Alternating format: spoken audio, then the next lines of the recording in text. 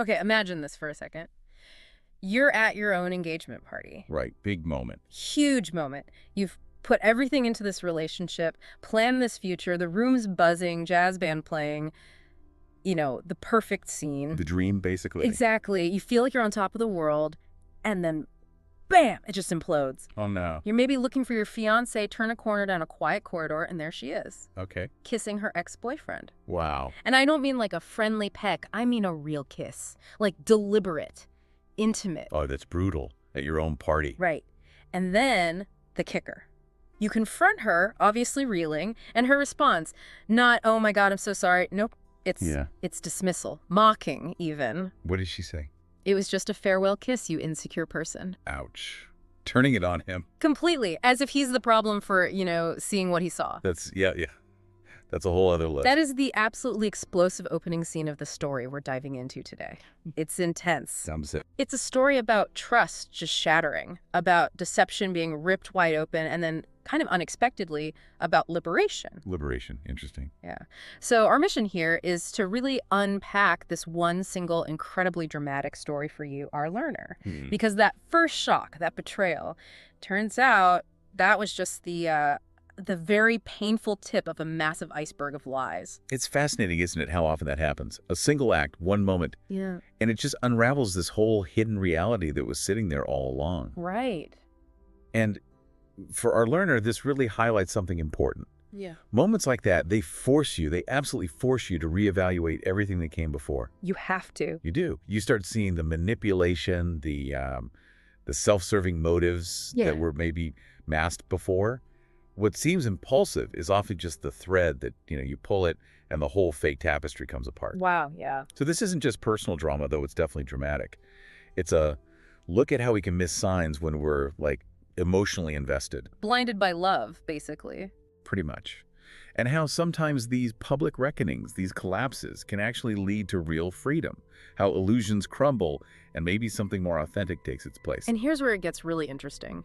Because the universe, or let's call it karma, our narrator, it definitely had receipts. Yeah.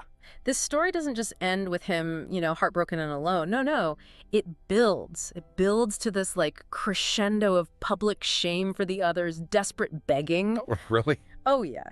And our narrator, Steven, he just gets to sit back and watch this almost poetic justice unfold. It's actually quite satisfying in the end. The way all the pieces connect is just brilliant. Can't wait to hear how it plays out. The carefully built foundation. Steven's story begins. Okay, so let's dig in. Let's start with Steven, our narrator. He's 28, and he describes himself as being, really cautious with relationships, extremely careful. Not someone who jumps in easily. Not at all. He takes his time. He looks for red flags meticulously, he says. He really thinks about compatibility, the long haul, before committing. Dating for him was almost methodical. Searching for the one. Exactly. He wanted something real, something lasting, which honestly makes what happens next even more surprising because it's so out of character for him. Right, the contrast. So 2 years before the party, he meets Elena on Tinder, and he remembers her profile, says she was far more beautiful than any girl he had matched with before. Okay, initial attraction. Big time. But it wasn't just looks. Their first date, they talked for hours. He found her super intelligent, confident. She had this laugh he describes as contagious. It's a good connection. He says he fell in love from day one, which for this cautious guy, that's huge. Yeah, that's intense, especially for him. Totally. It says a lot about her charisma, maybe. Or just how ready he was for that connection. Maybe he let his guard down faster than usual. Could be.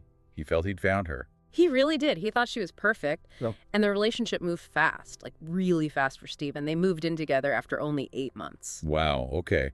That is quick for someone cautious. Right. Intense courtship. Then, after nearly 2 years living together, the proposal happens. And he paints this picture. It sounds idyllic. Where was it? A hike to her favorite lookout point. Amazing views. He gets down on one knee. She cries, says yes. He even says strangers nearby stop to take pictures. Like a movie scene? Totally. For Steven, this was it, the culmination. The perfect life he'd been so carefully building with the woman he thought was perfect. Rock solid. You mentioned cracks appearing. Yeah, exactly. Amidst all this apparent perfection, we start to see the first little issues. It revolves around her family, especially her dad, Attacus. Okay, what's the deal? Wealthy, like really wealthy. Yeah. Private clubs, European trips, wealthy. He owns a financial consulting firm, deals with state pension funds, so money and influence. Got it. Establishment wealth. And there's this constant tension because Attacus consistently looks down on Stephen and his business. Stephen built his solar panel installation company from nothing. He's proud of it. It's thriving. Self-made guy. Right.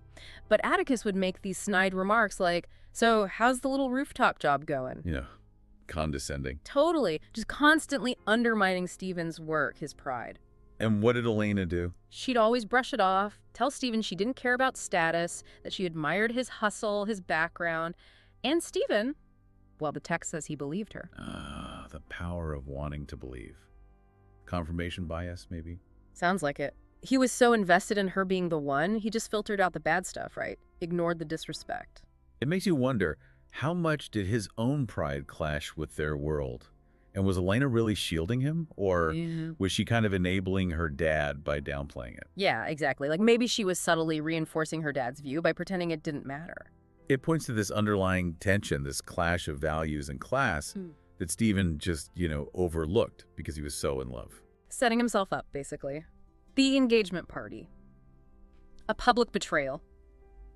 Okay, so let's get to the party itself. Last month, it's at her family's fancy private club. Setting the scene. Yeah. About 70 guests, open bar, good stuff flowing, a jazz band playing softly, looks classy, sophisticated. The perfect celebration, right? Cementing their status. All seems well. Until he shows up. Draven. The ex. Elena's ex from college. They dated for 4 years, way before Stephen was around. And Stephen's description is vivid. Tall, perfect hair, investment banker, drives a car worth more than Stephen's life savings. The whole package, huh? The rival archetype. Totally. Stephen says he nearly choked on his drink when he saw him. Just this immediate gut punch. The past just walked in looking polished and expensive. Uninvited, I assume. Or... Well, that's the thing. Stephen immediately asks Elena, what's he doing here? Trying to stay cool, but, alarmed. And a response. Dismissive, almost annoyed, like, oh, his parents are friends with mine. It would have been weird not to invite him. Convenient. Right. And when Stephen asks why she didn't mention it, she gets huffy. Frankly, I thought it didn't matter. We broke up years ago. It's in the past. But Stephen felt differently. His gut was screaming. He noticed she kept glancing towards Draven. He tried telling himself he was paranoid, tried to act normal, even while Attacus was making subtle digs. Like what? Like introducing him to golf buddies as Elena's fiancée who works with solar panels, emphasizing the lowly job. It was a really uncomfortable hour for Stephen. I bet. Just simmering unease. Yeah. Then, about an hour and 20 minutes in, he realizes Elena's gone. Vanished. Okay. He looks around, asks her friends, nobody's seen her. There's this one quiet corridor, leads to smaller rooms, cloakrooms. He heads down there thinking maybe she stepped away for a moment. And that's when? That's when his world just completely imploded. He turns the corner, and there they are, Elena and Draven, tucked in a dim corner near the cloakroom. Oh, man. Draven's hand is on her waist, and they are kissing. No doubt about it. Not a peck, a real kiss. Yeah. Passionate. No, devastating. Publicly, too, technically. He just froze. He said it felt like a bucket of icy water had just been thrown over him. Couldn't move, couldn't breathe. Just cold, hard dread. I can only imagine. And Draven, he sees Stephen first. Steps back smoothly, adjusts his tie like nothing happened. No shock, no embarrassment, just... Stephen described it as a little smirk. Oh, that's infuriating, the arrogance. Right. Then Elena turns, and her reaction... It's breathtakingly awful. No shame, no guilt, just annoyance. Annoyance. Pure annoyance. She sighs, Stephen, don't make a drama, okay? Are you serious? Dead serious. Stephen finally whispers, what's happening here? And she rolls her eyes at him. Unbelievable. Tells him, it was just a little farewell kiss. We have a past, Stephen. It's not the end of the world. He presses, you were kissing your ex at our engagement party. And she's like, barely a kiss. So casual. Minimizing it completely. Totally. We were together for 4 years, Stephen. We're still friends. You should stop being so insecure. And Draven chimes in, relax, man. Just reminiscing. No need to dramatize. Wow. The tag team gaslighting is intense. Blaming him for reacting. Exactly. The lack of remorse, the audacity. It was just shocking. And Stephen says right then, something in me just shut down. like an emotional fuse blew. Yeah. He felt this weird calm, this detachment, like watching a movie of someone else's life. Survival mode kicks in. Maybe. He just shook his head, turned around, and started walking away, slowly, deliberately. Ignoring her. She's shouting after him, "Steven, don't you dare make a scene now. Get back here." He just kept walking. Straight through the party, past all the oblivious happy faces, grabbed his jacket, went to his car. Just out. By the time he got to the parking lot, his phone was blowing up. Text from Elena, "Where are you? Answer me. You are completely immature. My father is furious. You're making me look bad." Blame, blame, blame. All of it. He just turned the phone off, silenced it, and just drove away, needing to escape, needing to breathe. Reflection and realization. So he's driving kind of aimlessly, the whole scene just replaying in his head. Eventually he ends up at his friend Kyle's place. Good choice. Needed a friend. Definitely. Kyle saw his face, knew instantly something was majorly wrong, let him in, no questions asked, just listened. Let Steven just pour it all out on the terrace. Sometimes that's all you need. Someone to just listen. Exactly. Kyle didn't try to fix it, just offered silent support. And when Steven was done, Kyle just asked, simply, "And now, what are you going to do?" Crucial question. Steven had no idea. Kyle just said, "Stay here as long as you need. I got your back." True friend. So Steven crashes on Kyle's gaming couch. Good man, Kyle. The next morning, Steven turns his phone back on. It's chaos. Missed calls, voicemails from Elena and her dad, Attacus. Oh boy. The onslaught. He said reading Elena's texts was like watching the 5 stages of grief and fast forward, but it was all about her reputation, her control slipping. Not grief for him or the relationship. No way. First, anger. "How could you do this to me? My father's furious. You're so immature." Then denial and bargaining. "The kiss wasn't what you think. Draven means nothing. You're dramatizing. Let's talk. We can fix this." Wow. Whiplash. Total manipulation attempt. Totally. Shifting blame, minimizing, trying to regain control. It was intense. Atticus's messages, though, different vibe. Pure condescension and, veiled threats. Of course. How do you start? Demanding. "Steven, you'd better come back here and apologize to my daughter for humiliating her." Blaming Steven for her humiliation. Then trying to sound reasonable, but still patronizing. "Steven, I understand you're upset, but this is an adult behavior. Call me. We'll settle this like men." Settle this like men? Ugh. Right. Steven just turned his phone off again. He needed space. He recognized the gaslighting. Knew talking would just drag him back into their distorted reality. Smart move. Protects himself. Yeah. And being alone at Kyle's, that's when the real reflection started. He started thinking about the whole 2 years. Connecting the dots. Exactly. This is where our learner can really see it happen.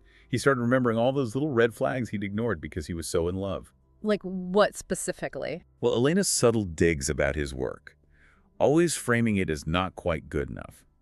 When you have bigger clients, or when you can hire more people, like his success wasn't meeting her standard. Undermining his pride, little by little. Yeah, and he remembered how embarrassed she seemed, introducing him to her rich friends. Never saying solar panels. Yes. Steven, he has his own business. Like it was something to hide. That shows a real lack of respect, doesn't it? Ashamed of his work. Definitely. And how she always sided with her dad against him. Never defended him. Showed where her loyalty really lay. With the family money and status? Seems like it. And her evasiveness about Draven always changing the subject. It all started to paint a picture. It's fascinating, isn't it? How love, or the idea of love, can blind us.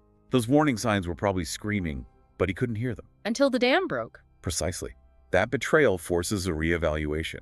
You see the relationship for what it was, not what you wanted it to be. Painful, but necessary. So armed with this new clarity, around 3 p.m., he makes a decision. He's got to get his stuff out of their apartment while she's at work. Tactical move. Avoid confrontation. Exactly. He texts Marcus, one of his employees, a good guy. Marcus shows up within the hour with his pickup truck. No questions asked. Good friends stepping up. They go to the apartment. Steven's just grimly determined, takes only the essentials, what fits in the truck in his car, leaves everything else, all the shared memories, gets it done in 2 hours. Clean break. Symbolically, too. Very symbolic. And before he leaves for good, he does one last thing. A powerful gesture. What's that? He takes his grandmother's engagement ring, the family heirloom he proposed with, and puts it on the kitchen counter. Okay. Just leaves it. Leaves it with a simple note next to it. Just 3 words. Baiser de Dieu. French. Farewell kiss. Exactly. Using her own dismissive words against her. Final. Devastatingly quiet. His last word on the matter. Wow. That's a statement. Right after that. Full lockdown mode. Blocks her number, blocks her on all social media. Cutting all ties. Smart. He just knew. If he let her talk to him, she'd minimize, manipulate, guilt trip him. He didn't have the energy for it. Self-preservation kicked in hard, needed total distance to heal, escalation and unveiling deeper deceit. But Elena wasn't giving up that easily. That same evening, she shows up at Kyle's house. Oh, wow. Persisted. Totally convinced Steven was hiding inside. Luckily, Steven wasn't there. He'd gone out with Marcus. Kyle texts him, though, like, uh-oh, girlfriend alert, and then, she thinks I'm hiding you. She's pretty upset. Awkward for Kyle. Super awkward. The next morning, Steven goes back to Kyle's, and there's this long, tear-stained letter taped to the door. The apology letter. Let me guess, full of excuses. You nailed it. Claims the kiss just happened, meant nothing, they were just reminiscing, got carried away. So she's devastated he'd throw away their future for a small mistake. Still minimizing, still blaming his reaction. Exactly. Okay. Begging for another chance. Steven, he barely read it, tore it straight into pieces. Done. Good for him, drawing the line. The next morning, he gets practical, starts canceling wedding vendors. Oh, yeah. That painful task. He'd paid half the deposits himself, even though her parents were footing most of the bill. But his diligence paid off. He got most of his money back. Some vendors were even sympathetic. Small mercies. But still, must have felt final. Definitely another step in dismantling that future. He finishes the last call, feeling kind of grim but resolved, and then his phone rings. Unknown number. Elena on a burner phone. He almost ignored it, thinking the same thing, but something made him answer. Steven, don't hang up, a guy says. It's Draven. Oh, him. What did he want? Wants to explain the kiss. Steven's like, nothing to say. But Draven pushes. Look, man, it wasn't planned. We were talking. It just happened. Meant nothing. Same lame excuse. Steven hits back sharp. So you kiss all your exes when you're nostalgic, or only the engaged ones? This one. Draven sighs, calls it a mistake, then tries to play concerned. She loves you, man. She's broken. Stop this. Oh, please. The nerve. Steven asks, why do you care? Draven gives this pathetic line. I just don't want to be the cause of a couple breaking up. Right. Too late for that, buddy. And Steven just shuts him down perfectly. You're not the cause. Elena made a choice when she reciprocated, and I made mine when I left. Hangs up, blocks his number too. Boom. Accountability delivered. Later that afternoon, Attacus calls. Again. Steven finally picks up, ready for it. What do you want? No more pleasantries. None. Attacus goes into his cold, formal mode. We need to discuss this situation, Steven. No situation. It's over. Correct. Attacus tries to smooth it over. Don't be radical. Everyone makes mistakes. Elena sincerely regrets it. Regrets getting caught, maybe. That's exactly what Steven asks. Does she regret what she did or regret that I saw her do it? Silence. Then Attacus tries a new angle. Perhaps we could find an arrangement. Uh-oh. Here comes. Attacus suggests maybe Steven needs financial assistance for his developing business, an investment, a loan. Seriously? In exchange for maybe postponing the wedding, getting through this difficult period, getting back on track, discreetly. She's trying to bribe him. Steven calls him out directly. Are you trying to bribe me to stay with your daughter after she cheated? Attacus tries to reframe it as help for the sake of appearances in Elena's future. Unbelievable. Steven's answer? No, thank you. Hangs up. Flat out refuses to be bought. Wow. So why is Attacus so desperate? He hated Steven's business. Exactly. It makes no sense on the surface, right? Why bribe the guy you disdain to stay with your cheating daughter? Seems totally contradictory. It does. But this is where the real story, the underlying story, starts to peek through. Attacus's desperation has almost nothing to do with Elena's happiness. It's about him. It's all about him, his reputation, his empire, and a massive problem Steven's about to uncover. It tells us, always look for the hidden agenda when powerful people act weirdly. Especially when money and reputation are involved. The truth revealed. A web of lies. Okay, fast forward a week. Elena, still getting radio silence, takes things up a notch. She shows up at Steven's job site. Oh, confronting him at work. That's bold. And messy. Totally inappropriate. He's literally on a roof installing solar panels with his guys. Marcus yells up, Boss! Someone wants you! Looks like your fiancée. Steven corrects him, sharp. Ex-fiancée. And climbs down. And there she is. Yep. Standing there in heels and a fancy dress, completely out of place amidst the trucks and tools. The client, an older lady, is even watching. Public spectacle. Mortifying. Elena just demands, loudly, we need to talk! Steven's like, I'm working. She accuses him. You're ignoring me. Moved out. You're acting like a child. Still deflecting. He fires back, calm but firm. I'm acting like a guy who caught his fiancée kissing another guy. What did you expect? She lowers her voice a bit then, seeing the client watching. It was nothing, a stupid mistake, just a little kiss. Throwing everything away for that? The same broken record. Steven asks tiredly, if it was nothing, why do it? She gives the same weak excuse.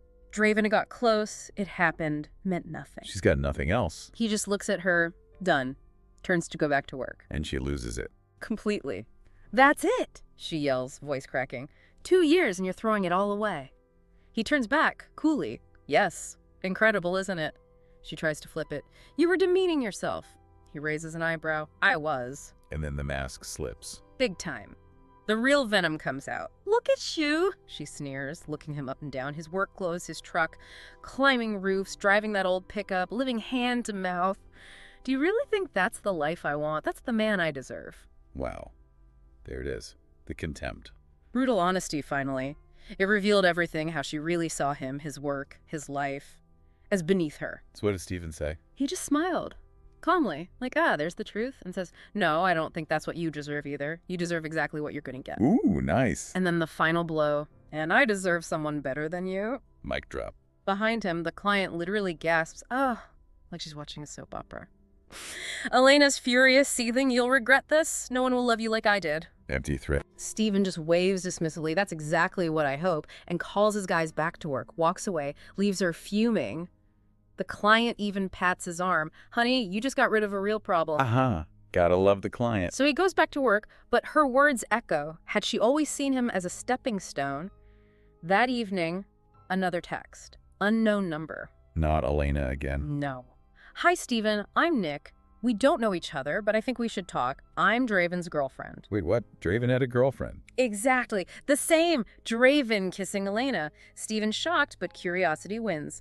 They agree to meet for coffee. He has no idea how deep this rabbit hole goes. This is getting complicated. He meets Nick the next morning. She's a graphic designer, purple hair, seems nice, and she cuts right to the chase. No beating around the bush. None. Draven's been cheating on her with Elena for months. Oh my God. She shows him screenshots, messages between Elena and Draven, dating back 4 months, dates, hotel plans, explicit stuff. Proof. Hard proof. But the worst one, the absolute gut punch. A message from Elena to Draven 2 weeks before Steven's engagement party. What did it say? Steven's contacts in the industry are perfect for helping me launch my interior design business. Once everything is in place, we'll sort out our situation. No. He was being used. Actively used. Completely. His love, his relationship, his professional network, just tools for her ambition. He felt sick. It wasn't just cheating, it was cold, calculated exploitation. That is truly devastating. Beyond betrayal. Nick explains how she found out. Draven left his iPad synced to his messages at her place. She wasn't snooping, just saw them pop up. Careless criminal. Totally. His late meetings and networking dinners, all lies. Yeah. Covers for dates with Elena. Nick found hotel receipts, credit card bills, even a hotel reservation for the night before Steven's engagement party. So the kiss wasn't impulsive at all. Not even close. It was, as Nick put it, just one of their many dates. That night before the party, Draven told Steven he had a client meeting. He was actually with Elena at a fancy hotel downtown. The premeditation is chilling. It really is. And for our learner, this is where all those little things Steven dismissed just slam into focus, right? Exactly. Elena working late, the phone face down, the defensiveness. They weren't paranoia. They were actual signs of this whole secret life she was living. The completely parallel existence. It wasn't just infidelity. It was a deep pattern of deception. How many aha moments must Steven have had sitting there with Nick, finally understanding the last 2 years? Must have been dizzying. It really makes you think about how good we are at building narratives to protect ourselves, even when the evidence is right there. We ignore so much when we want to believe. Nick then apologized to Steven, felt bad dropping all this on him. But he needed to know. He told her that, thank you for showing me, it confirms I did the right thing. Nick then revealed she's lost 3 years with Draven. 3 years. So Draven was cheating on her the whole time he was getting serious with Elena too. Apparently. They started comparing notes, dates, alibis, concluded he'd lied to both of them about his whereabouts at least 15, 20 times, maybe more, just constantly playing them against each other. What a piece of work. 2 lives completely shattered by his lies. The public unraveling and ultimate vindication. So after that incredibly revealing coffee with Nick, Stephen gets another call, this time from Senna. Elena's old friend. Yeah, the one he got along with. She calls him furious. I can't believe what Elena's telling people about you, that you were controlling, jealous. She's playing the victim. Spinning the narrative. Classic. Senna wasn't having it. It's total BS, Stephen, and I know it. Then she drops a bombshell confession. She'd suspected something between Elena and Draven months ago. Saw them at a restaurant when Elena claimed she was visiting her sick mom. Wow. Senna confronted Elena. Elena got defensive, made her promise to keep it secret, threatened their friendship. So her own friends were covering for her, enabling the lies. Looks like it. A whole conspiracy of silence. Then Senna adds the cherry on top. Get this, she says. Elena's throwing a party this weekend. A freedom celebration. Freedom? Freedom from what? Him? Apparently. Celebrating dodging a bullet. And guess who her plus one is? Gotta be Draven. Bingo. Senna emails Stephen the invite. Big picture of Elena, smiling, caption. Finally free and living my best life. The audacity is just staggering. So Stephen, in this moment of clarity and maybe a bit of righteous anger, forwards the invitation straight to Attacus. Oh, perfect. No comment needed. Exactly. Just forwards it. 10 minutes later, Attacus calls, absolutely raging. What is this? Got him. Stephen calmly replies, thought you'd want to know what your daughter's doing while you're trying to save face. Attacus demands to know where he got it. Stephen just deflects. Doesn't matter. She's publicly celebrating with the guy she cheated with at the party you paid for. Oof. Hitting where it hurts. The image. Attacus is stunned silent for a moment, then just mutters, unacceptable after everything I've done, and hangs up. He sounds rattled. Stephen had no plans to go to the party, obviously, but he started thinking, something is really, really wrong with this family dynamic. It's deeper than just snobbery. And this is where Attacus's weird behavior starts making sense, right? His desperation to keep the engagement alive. Exactly. It clicks. It wasn't about Elena's happiness at all. It was about his company. Bennett Financial advised. Right. Which, Stephen found out, was in deep trouble. How did he find out? He called a friend, Raven, an economic journalist, asked about the company. Raven was like, wait, you didn't know? They're under state investigation. Here you go. There's the motive. Serious compliance issues, irregularities in client accounts. Investors were quietly pulling out. Attacus needed the image of stability. And nothing says stable and successful like a huge fancy wedding for your daughter. It distracts from the problem. Precisely. It was all about saving his own skin, his financial empire. The wedding was just a prop. A very expensive prop. It shows how intertwined personal lives and business can be at that level. It's all about perception. So Stephen, knowing this now, texts Attacus one simple line. I know about the regulatory investigation. Ooh, turning the screws. An hour later, his doorbell rings. It's Attacus. At his new, barely furnished apartment. He somehow found the address. Showdown time. Stephen lets him in. Attacus looks around the sparse place with barely hidden disdain, sits awkwardly on a cheap chair, tries the reasonable approach first. I understand you're hurt. Exactly. What Elena did is regrettable, Stephen laughs. Regrettable. Finding your fiancée kissing her ex is regrettable. Let's call it betrayal, Attacus. Cutting through the BS. Attacus ignores it. We all make mistakes. She regrets it. This can be fixed discreetly. Stephen pushes, why are you really here, Attacus? Get to the point. Attacus sighs, then offers the deal again. Help for Stephen's modest business. High-end clients. Investment. Yeah. In exchange for? Getting back with Elena. Reconciliation. Discretion about, well, everything. Using business leverage now. Stephen scoffs. You want me to see this as a new beginning? Attacus insists. Couples reconcile. Stephen shuts it down hard. No. Categorical no, I'm not for sale. Standing his ground. And that's when Attacus's mask completely drops. The nice businessman vanishes. The real Attacus emerges. Coldly, he says, I was trying to be reasonable, Stephen, but since you mentioned the investigation, you should know your main solar panel supplier.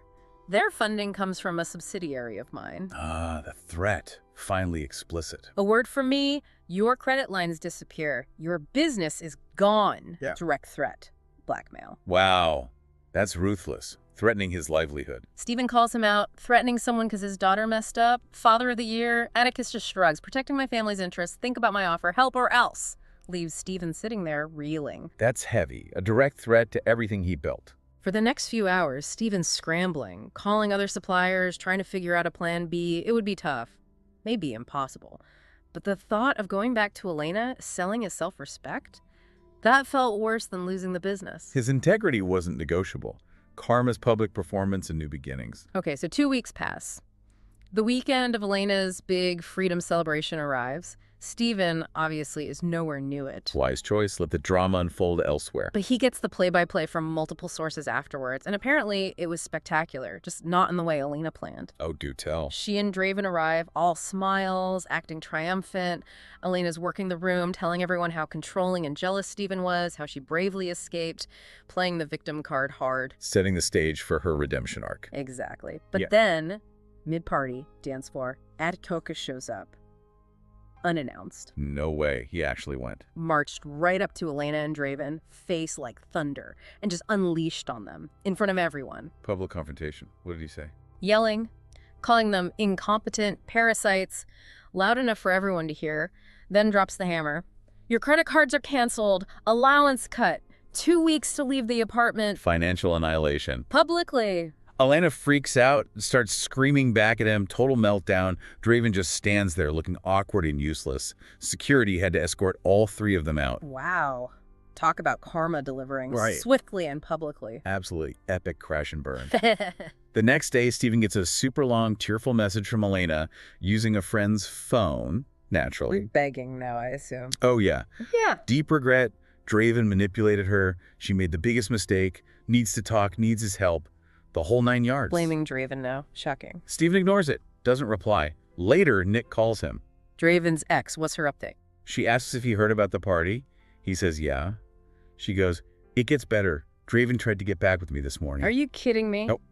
Told Nick that Elena was crazy, that he'd made a huge mistake. It was never serious. She got too attached, completely throwing Elena under the bus. Desperate and pathetic.